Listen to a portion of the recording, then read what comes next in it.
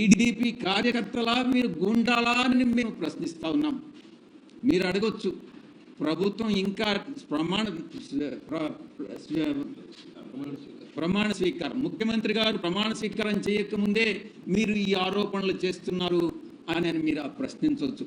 నేను ఒకటే సమాధానం చెప్తా ఉన్నా, ఉద్దేశపూర్వకంగా చంద్రబాబు నాయుడు ప్రమాణ స్వీకారానికి ముందే ఈ యొక్క హింసను ప్రేరేపించాడు అనేటటువంటి విషయంలో ఎటువంటి సందేహం లేదు. ప్రమాణ స్వీకారం చేసిన తరువాత ప్రభుత్వం బాధ్యత వహించాల్సి వస్తుందనని ప్రమాణ స్వీకారానికి ముందే వైఎస్ఆర్ కాంగ్రెస్ పార్టీ కార్యకర్తల మీద దాడులు జరపండి అని ఆయనే స్వయంగా ఆదేశాలు ఇచ్చాడు అన్నటువంటి విషయం అంతర్గతంగా తెలుగుదేశం పార్టీ నాయకులు చర్చించుకుంటున్నటువంటి విషయం మీ దృష్టికి వచ్చే ఉంటుంది. దాడుల్ని అడ్డుకునేటటువంటి వ్యవస్థలే కల్పించట్లేదు. న్యాయ వ్యవస్థను అప్రోచ్ అయ్యాం,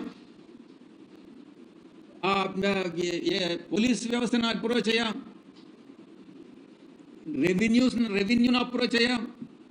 పోలీస్ వ్యవస్థ నీరు గారిపోయింది, నిస్తేజంగా మారిపోయింది.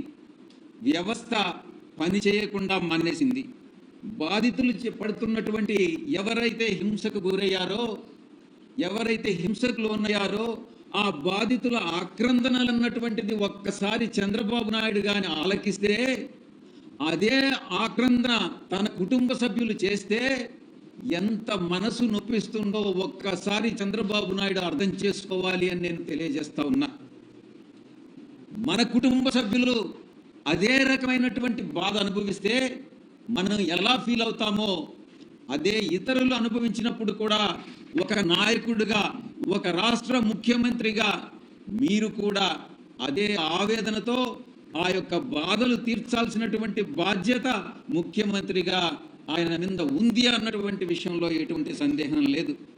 ఎన్నికల కోడ్ వచ్చిన తర్వాత, ఎన్నికల ఫలితాలు వెలువడిన తర్వాత 2 సందర్భాల్లో కూడా చంద్రబాబు నాయుడు, ఆయన కుమారుడు లోకేష్ ఇద్దరు కూడా ఈ రక్త చరిత్ర నేను అభివర్ణిస్తా ఉన్నాను. ఇది రక్త చరిత్ర, ఈ యొక్క చీకటి అధ్యాయంగా చరిత్రలో మిగిలిపోతుంది.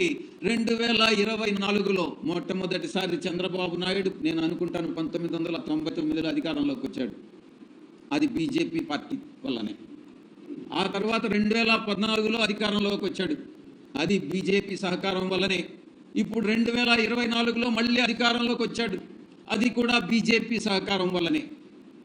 నేను చెప్తా ఉన్నాను, ఈ హింస ఇలాగే కొనసాగితే రాష్ట్రంలో బీజేపీ కూడా, రాష్ట్ర ప్రభుత్వంలో బీజేపీ భాగస్వామి కూడా ఉంది కాబట్టి బీజేపీ కూడా ఈ బాధ్యత వహించాల్సి ఉంటుంది అన్నటువంటి విషయాన్ని నేను స్పష్టంగా చెప్తా ఉన్నాను.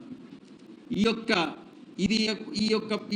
చంద్రబాబు నాయుడు ప్రారంభించినటువంటి ఇది ఒక సాంప్రదాయం, మంచి సాంప్రదాయమా, ఇది మంచి ప్రెసిడెంటా కాదా అన్నటువంటిది చంద్రబాబు నాయుడు విజ్ఞతకే వదిలేస్తా ఉన్నాం.